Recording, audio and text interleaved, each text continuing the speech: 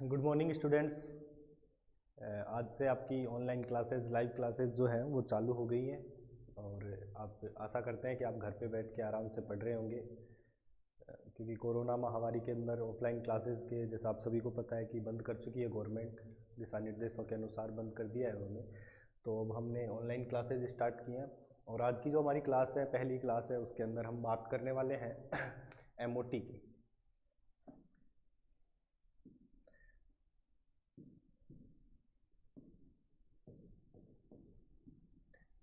अणुकक्षक सिद्धांत इसे हम बोलते हैं, अणुकक्षक सिद्धांत। ठीक है, तो एमओटी मॉलिक्यूलर ऑर्बिटल थ्योरी, अणुकक्षक सिद्धांत जो होता है उसमें क्या होता है, कैसे हमें करना होता है, कैसे इनके आरेख बनाने होते हैं और किस पर आधारित प्रश्न पूछे जाते हैं, वो सारी बातें हम करेंगे।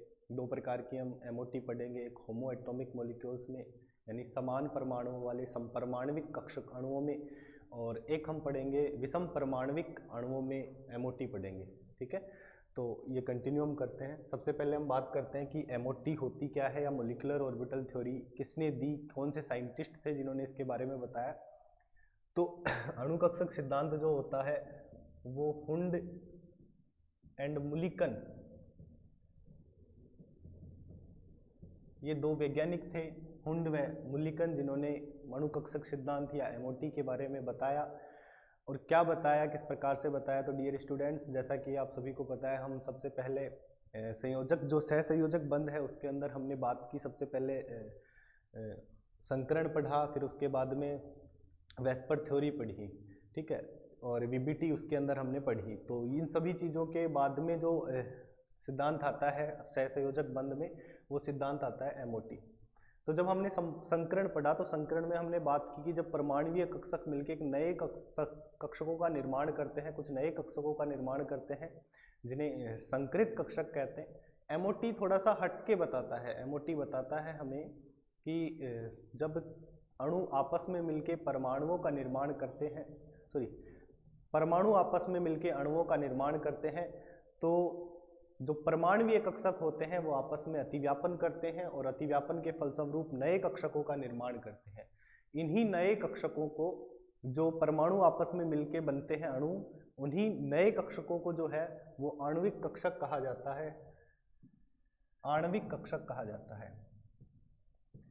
इन्हीं नए बनने वाले कक्षकों को आणविक कक्षक कहा जाता है। किसके फलस्वरूप बनते हैं, तो परमाणुीय कक्षकों जो है वो आपस में अतिव्यापन के द्वारा आणविक कक्षकों का निर्माण करते हैं। तो सबसे पहले हम बात करें कि एमओटी जो है, आणविक कक्षक सिद्धांत जो है, उसकी परिभाषा क्या हो जाएगी। तो परिभाषा में हम ये लिख सकते हैं कि परमाणुीय कक्षक परस्पर अतिव्यापन के द्वारा कुछ नए कक्षकों का निर्माण करते हैं, कुछ नए कक्षकों का फॉर्मेशन करते हैं, जिन्हें हम क्या कहते हैं, आणविक कक्षक या मॉलिक्यूलर ऑर्बिटल कहते हैं। देखिए, परमाणुीय कक्षक कॉम्बिनेशन कैसे करते हैं, संयोग कैसे करते हैं। तो परमाणुीय कक्षक जो होते हैं वो आपस में रेखीय संयोग करते हैं, जिसे हम कहते हैं linear combination of atomic orbitals. जो कक्षक हैं वो आपस में रेखीय संयोग करेंगे और नए कक्षकों का निर्माण करेंगे। तो जो नए बनने वाले कक्षक हैं, जिन्हें हम क्या नाम देते हैं, उन्हें हम नाम देते हैं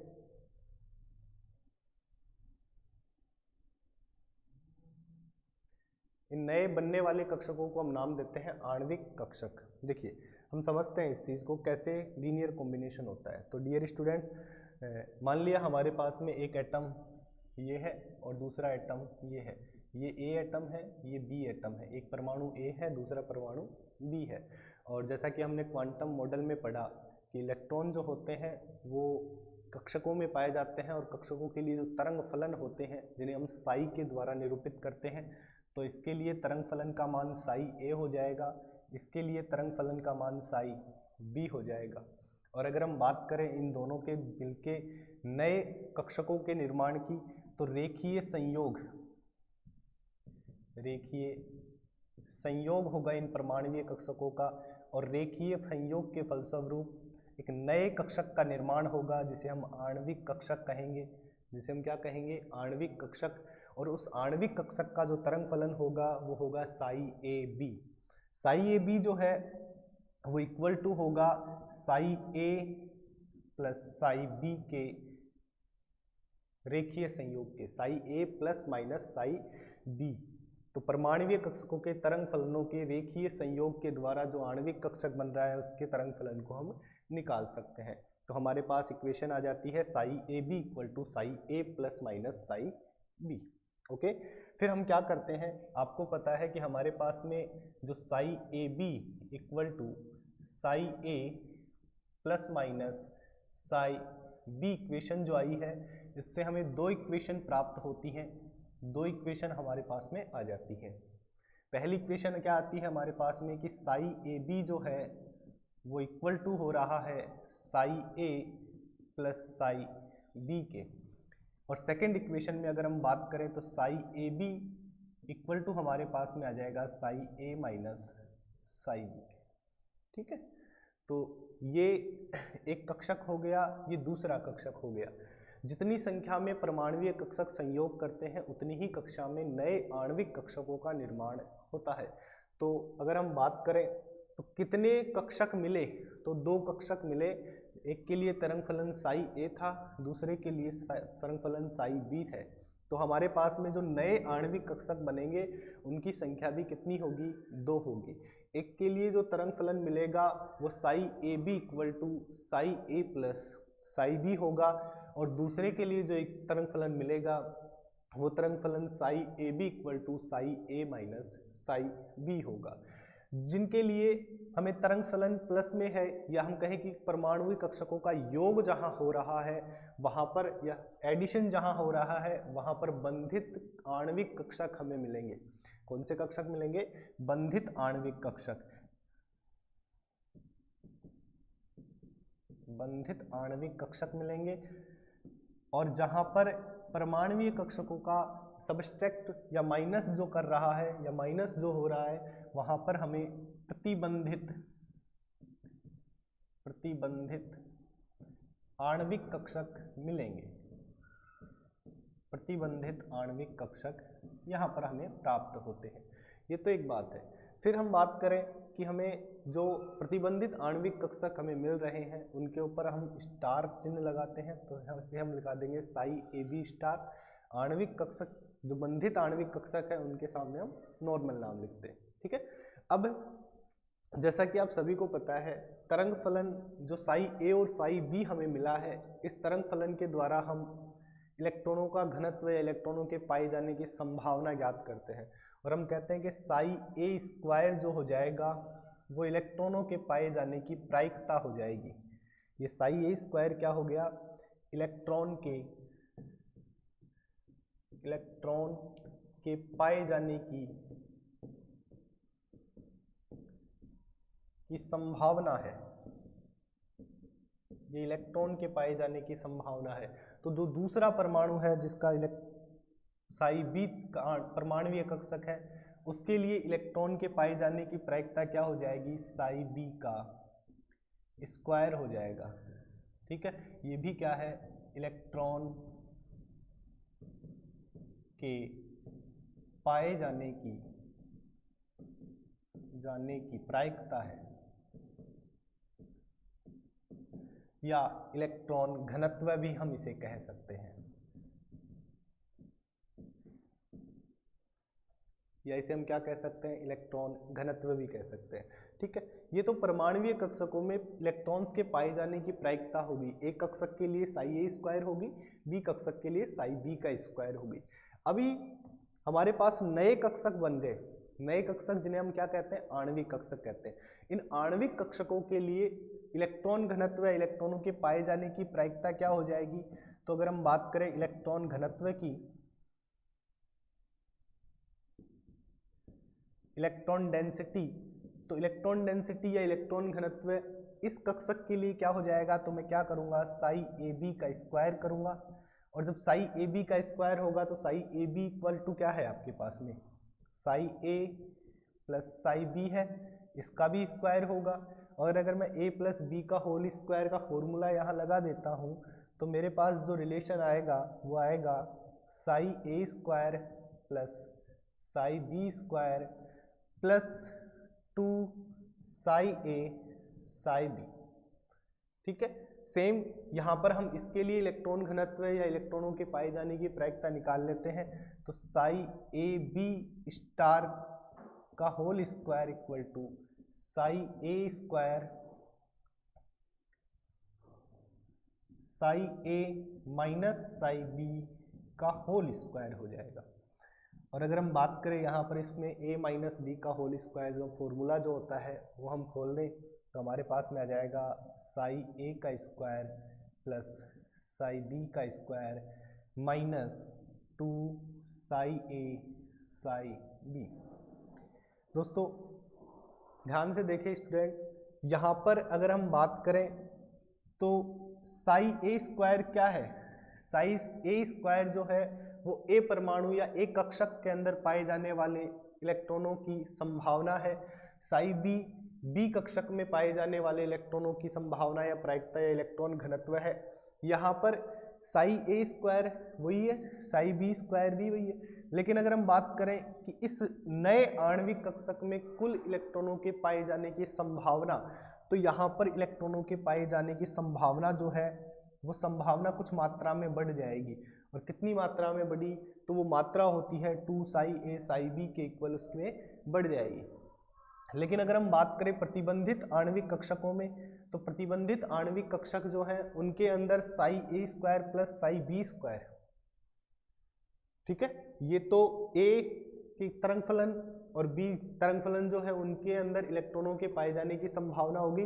लेकिन इस मान में से कुछ वैल्यू घट रही है, यानी इन कक्षकों में इलेक्ट्रॉनों के पाए जाने की संभावना कम होती है और इन कक्षकों में इलेक्ट्रॉनों के पाए जाने की संभावना बढ़ जाती है। जिन कक्षकों में इलेक्ट्रॉनों के पाए जाने की संभावना बढ़ जाती है उन्हें हम क्या कहते हैं? बंधित आणविक कक्षक कहते हैं। जिनमें इलेक्ट्रॉनों के पाए जाने की संभावना कम हो जाती है उन्हें हम क्या कहते हैं? प्रतिबंधित आणविक कक्षक कहते हैं। तो ये एमओटी का सिद्धांत है। इसी सिद्धांत के आधार पर हम इसके आरेख बनाते हैं और वो आरेख कैसे बनाते हैं ये सारी चीजें हमें देखते हैं। ये जो आणविक कक्षक बने हैं बंधित और प्रतिबंधित आणविक कक्षक जो है इनके अंदर क्या क्या डिफरेंस होते हैं वो डिफरेंस देख लेते हैं हम एक बार। तो ये बंधन को बढ़ाते हैं, ये बंधन को कम करते हैं, ये इंक्रीज करते हैं बॉन्डिंग बिटवीन एटम्स और ये डिक्रीज करते हैं बॉन्डिंग इन बिटवीन एटम्स, ठीक है। तो जो बंधित आणविक कक्षक हैं इनकी ऊर्जा कम होती है, इनकी ऊर्जा क्या होती है? कम। और प्रतिबंधित आणविक कक्षक जो होते हैं उनकी ऊर्जा होती है अधिक। तो मैं यहाँ लिख देता हूँ इनकी ऊर्जा या कम ऊर्जा के कक्षक होते हैं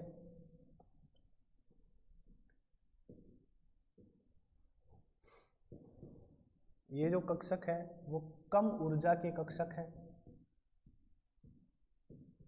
और ये जो कक्षक है वो अधिक ऊर्जा के कक्षक हैं, ठीक है। तो ये तो कॉन्सेप्ट की बात हो गई, सिद्धांत की बात हो गई, ठीक है। अब इसके बाद में हम बात करते हैं कि हमें आरेख कैसे बनाने होते हैं। तो हम शुरू करते हैं सबसे पहले एटम से और सबसे पहला एटम है हमारा H2 मॉलिक्यूल, ठीक है। तो H2 मॉलिक्यूल या H2 अणु जो है वो हाइड्रोजन और हाइड्रोजन परमाणु से मिलके बना होता है। हाइड्रोजन और हाइड्रोजन परमाणु से मिलके बना होता है। हाइड्रोजन जो होता है उसका इलेक्ट्रॉनिक विन्यास 1s1 होता है। इस हाइड्रोजन का भी इलेक्ट्रॉनिक विन्यास 1s1 होगा। और 1s कक्षक को आप कैसे बनाते हो? इस प्रकार से आप बनाते हो, ये एक 1s कक्षक हो गया, ये दूसरा 1s कक्षक हो गया। ये एक हाइड्रोजन परमाणु के लिए, ये दूसरे हाइड्रोजन परमाणु के लिए हो गया। ये दोनों कक्षक आपस में रेखीय संयोग करते हैं, दो नए कक्षकों का निर्माण करेंगे जिनमें से एक की ऊर्जा कम होती है, दूसरे की ऊर्जा अधिक होती है। तो इस प्रकार से एक आणविक कक्षक बनेगा जिसकी ऊर्जा कम होगी और दूसरा आणविक कक्षक बनेगा जिसकी ऊर्जा अधिक होगी, ठीक है। ये 1s कक्षक है, ये भी 1s कक्षक है, ये एक अलग परमाणु है, ये एक अलग परमाणु है, लेकिन ये दोनों परमाणु मिलकर एक नए अणु का निर्माण करते हैं जिसे हम H2 अणु कहेंगे। क्या कहेंगे? H2 अणु। 1s में 1 इलेक्ट्रॉन है,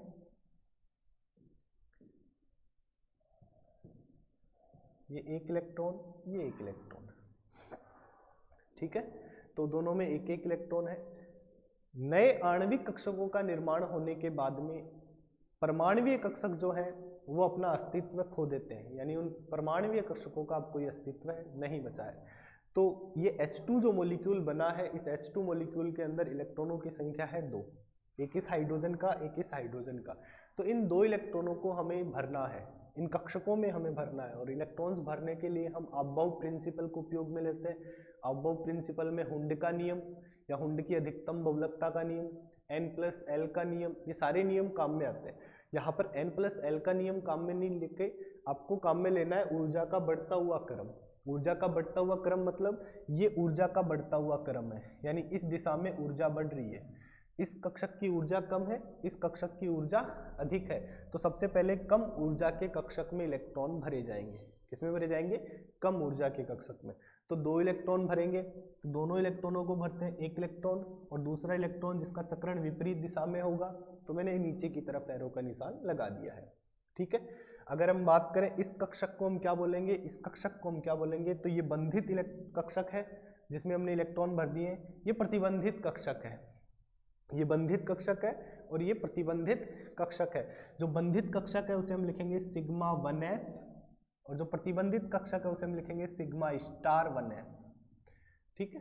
क्या लिखेंगे? सिग्मा 1s और सिग्मा स्टार 1s, ठीक। अब हम बात करें कि H2 जो मॉलिक्यूल बना है उसका इलेक्ट्रॉनिक विन्यास क्या हो जाएगा। तो इलेक्ट्रॉनिक विन्यास क्या है इस H2 अणु का? तो इलेक्ट्रॉनिक विन्यास H2 का कैसे लिखेंगे? H2 का इलेक्ट्रॉनिक विन्यास लिखेंगे तो सबसे पहले कौन सा कक्षक है H2 में? सिग्मा 1s है। फिर उसके बाद में कौन सा है? सिग्मा स्टार 1s है, ठीक है। सिग्मा 1s में कितने इलेक्ट्रॉन है? तो सिग्मा 1s में 2 इलेक्ट्रॉन है, तो 2 इलेक्ट्रॉन भर दिए, हो गए। फिर इसके बाद में सिग्मा स्टार 1s में कितने इलेक्ट्रॉन है? 0 इलेक्ट्रॉन है, तो ये खाली रह जाएगा। तो H2 अणु का इलेक्ट्रॉनिक विन्यास क्या हो जाएगा? सिग्मा स्टार 1s2, ठीक है। फिर इसके बाद में बंध क्रम, बंध क्रम या इसे हम कहते हैं बॉन्ड ऑर्डर। क्या कहते हैं? Bond order. तो बॉन्ड ऑर्डर इक्वल टू क्या होता है? बॉन्ड ऑर्डर का फॉर्मूला होता है बंधित इलेक्ट्रॉनों की संख्या माइनस प्रतिबंधित इलेक्ट्रॉनों की संख्या डिवाइड बाय 2, ठीक है। तो बंधित इलेक्ट्रॉनों की संख्या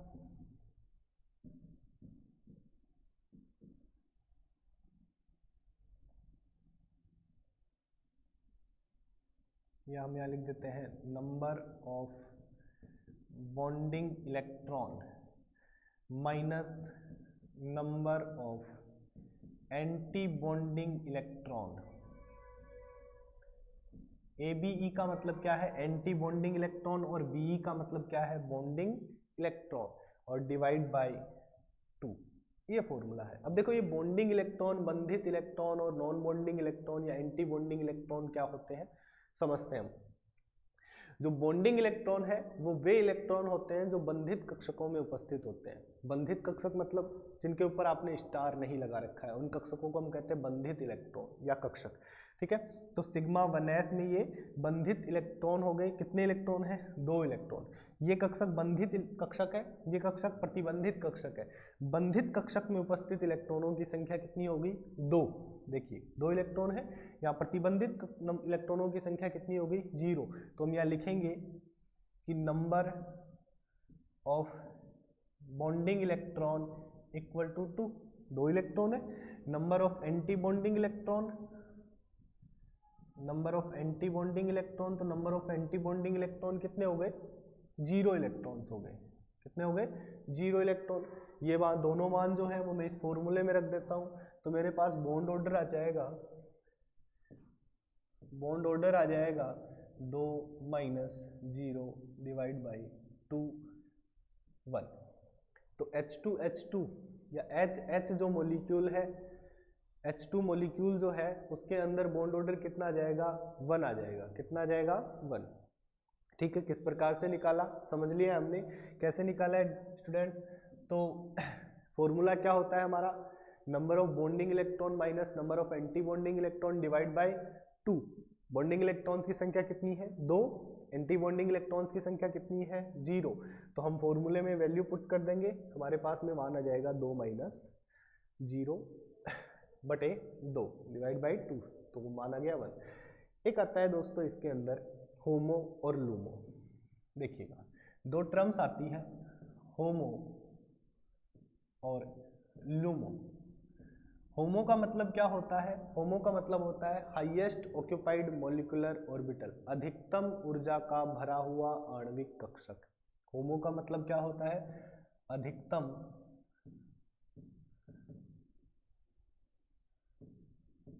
ऊर्जा का भरा हुआ आणविक कक्षक।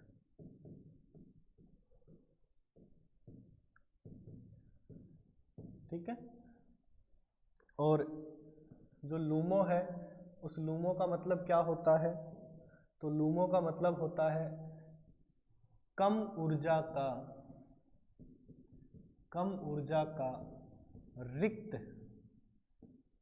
रिक्त आणविक कक्षक।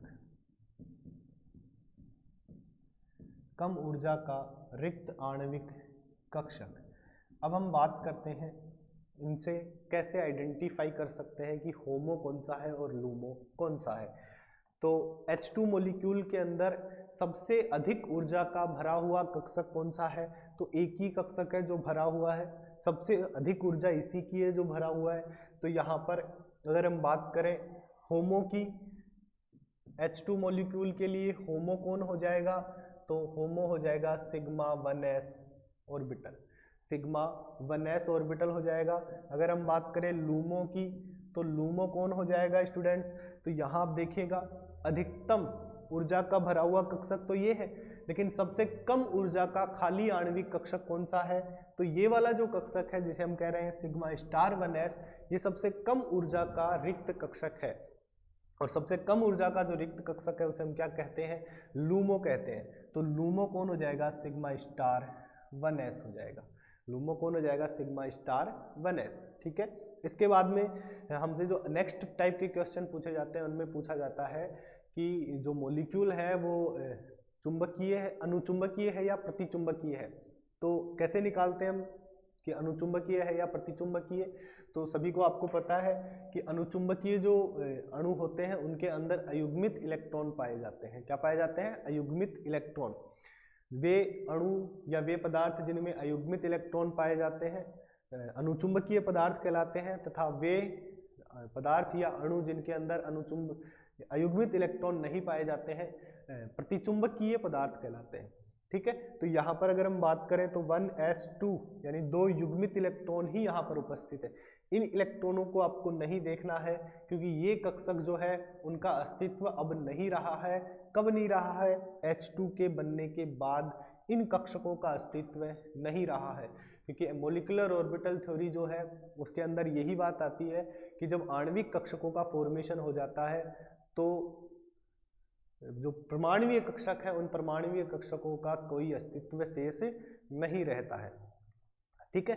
तो यहाँ पर ये अयुग्मित इलेक्ट्रॉन आप नहीं देखेंगे। ये अयुग्मित इलेक्ट्रॉन अगर आप देखोगे और क्वेश्चन को सोल्व करोगे तो फिर आप उसको क्या करके आओगे, अनुचुंबकीय करके आओगे। हालांकि H2 जो होता है वो कैसा होता है, प्रतिचुंबकीय। क्यों, क्योंकि इसके आणविक कक्षकों में किसी भी प्रकार का कोई अयुग्मित इलेक्ट्रॉन उपस्थित नहीं है। और आणविक कक्षकों में अयुग्मित इलेक्ट्रॉन उपस्थित ना होने की वजह से H2 अणु जो है वो कैसा होगा, प्रतिचुंबकीय होगा। तो H2 जो है उसके अंदर चुंबकीय गुण जो है वो कैसे हो जाते हैं, प्रतिचुंबकीय हो जाते हैं।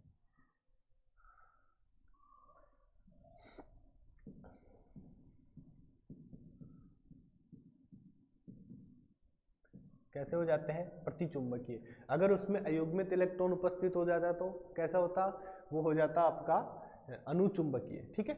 ये बात तो हो गई H2 मॉलिक्यूल की। लेकिन जो प्रश्न पूछा जाता है हमारी नीट और जेई के अंदर, वो प्रश्न किससे पूछा जाता है, प्रश्न पूछा जाता है इनके आयंस से। जैसे आपको H2 ना पूछ के H2 प्लस पूछ लेगा या फिर H2 माइनस पूछ लेगा, और आपसे पूछेगा H2 प्लस या H2 माइनस के अंदर बॉन्ड ऑर्डर कितना है या इनका इलेक्ट्रॉनिक कॉन्फ़िगरेशन क्या है। या फिर आपसे पूछ ले कि इनमें होमो और लूमो कौन है, या फिर आपसे पूछ ले कि बताइए H2+ या H2- अनुचुंबकीय है या प्रतिचुंबकीय है। इस प्रकार के प्रश्न आपसे पूछे जा सकते हैं।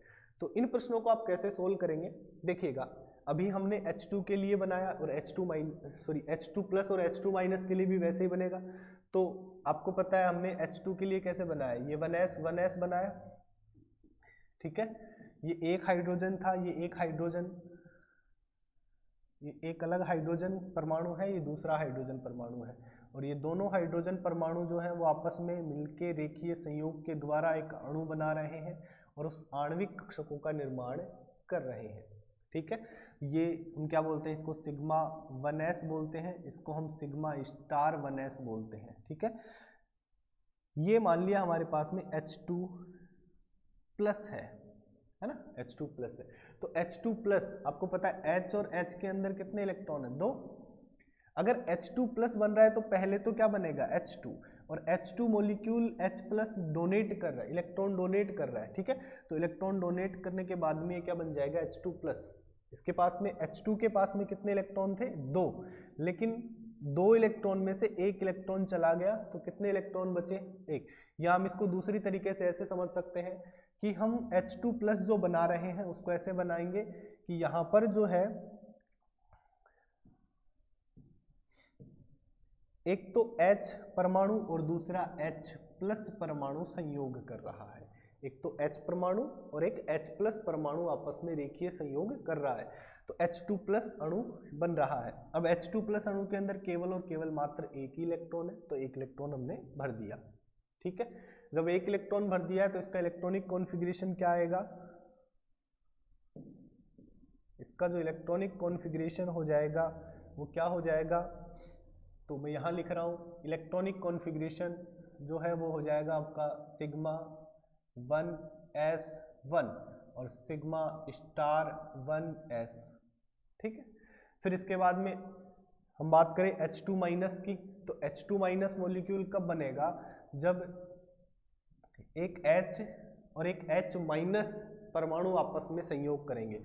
ये एक H परमाणु है, हाइड्रोजन परमाणु है, दूसरा H- यानी हाइड्राइड है, आयन है, ठीक है। ये दोनों आपस में संयोग कर रहे हैं,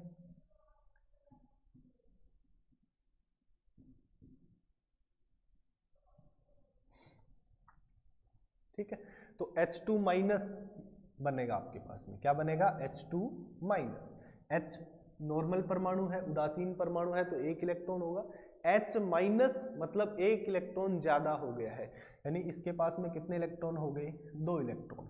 अगर हम बात करें H2- की, तो H2- में कुल इलेक्ट्रॉनों की संख्या कितनी हो गई, 3, तो 1, 2 और 3 इलेक्ट्रॉन हमने इसमें भर दिए। तो इसका इलेक्ट्रॉनिक विन्यास क्या लिखेंगे हम, इसका इलेक्ट्रॉनिक विन्यास ये सिग्मा 1s है, ये सिग्मा स्टार 1s है, तो sigma 1s2 sigma star 1s1, ठीक है। इसके लिए होमो क्या हो जाएगा,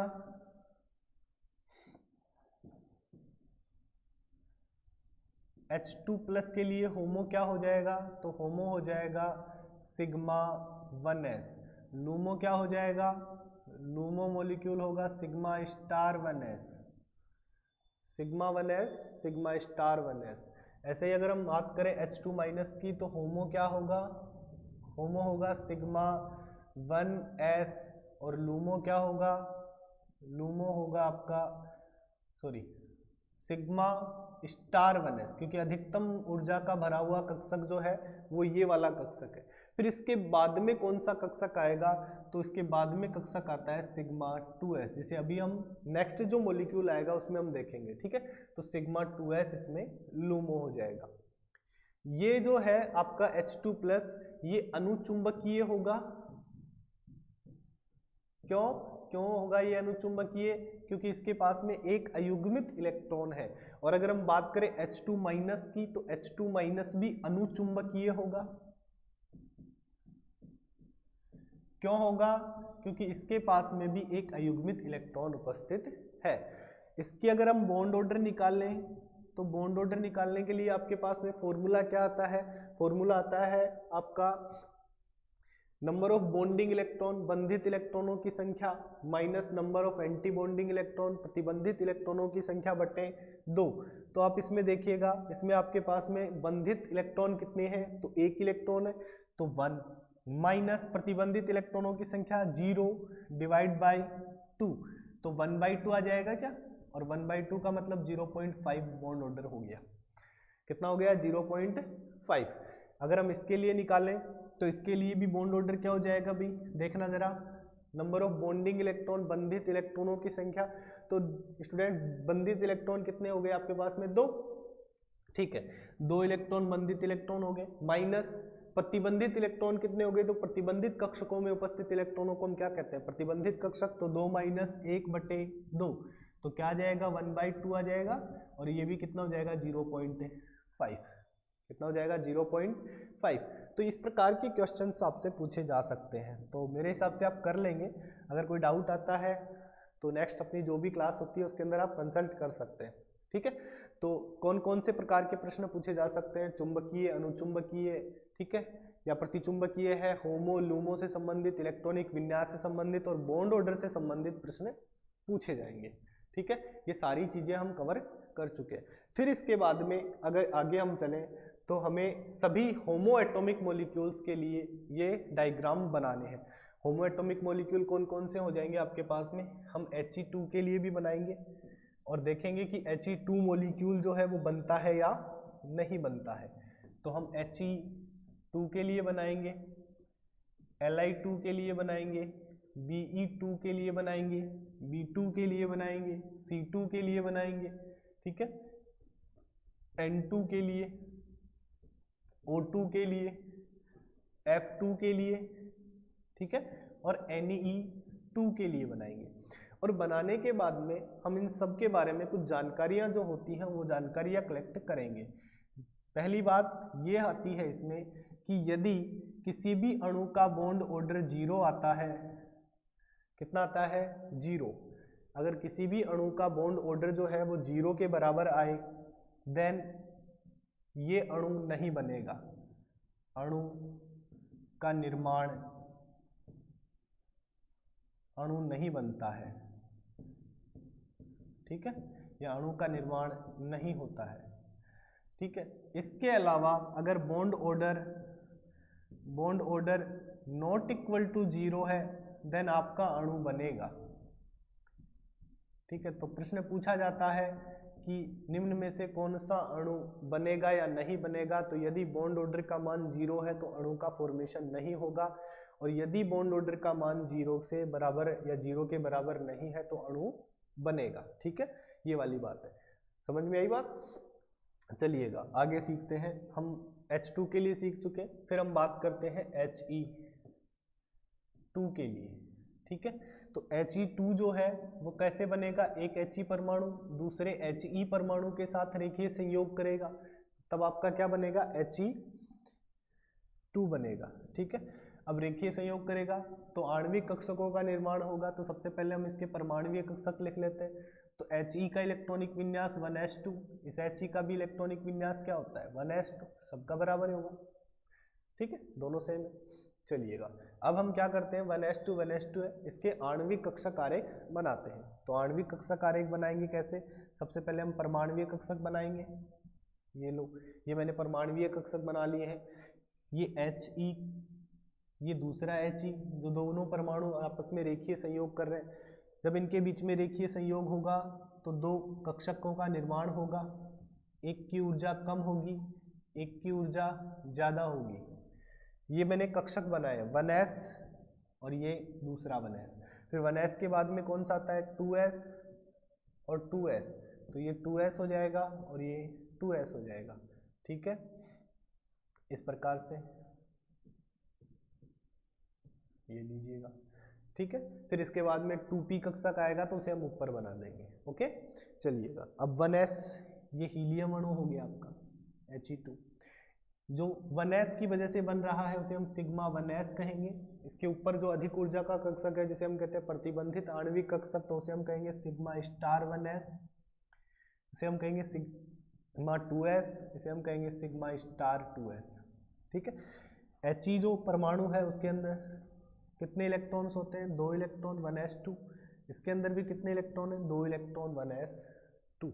ठीक है, अब हम इलेक्ट्रॉन्स भरते हैं तो कुल बात करें कि He जो परमाणु है उसके अंदर 2 इलेक्ट्रॉन है। He2 अणु अगर बनेगा तो उसके अंदर कुल कितने परमाणु हो जाएंगे? कितने इलेक्ट्रॉन हो जाएंगे? 4 इलेक्ट्रॉन हो जाएंगे। कौन कौन से होंगे? 2 इस He परमाणु के, 2 इस He परमाणु के इलेक्ट्रॉन हो जाएंगे किसमें? He2 अणु के अंदर।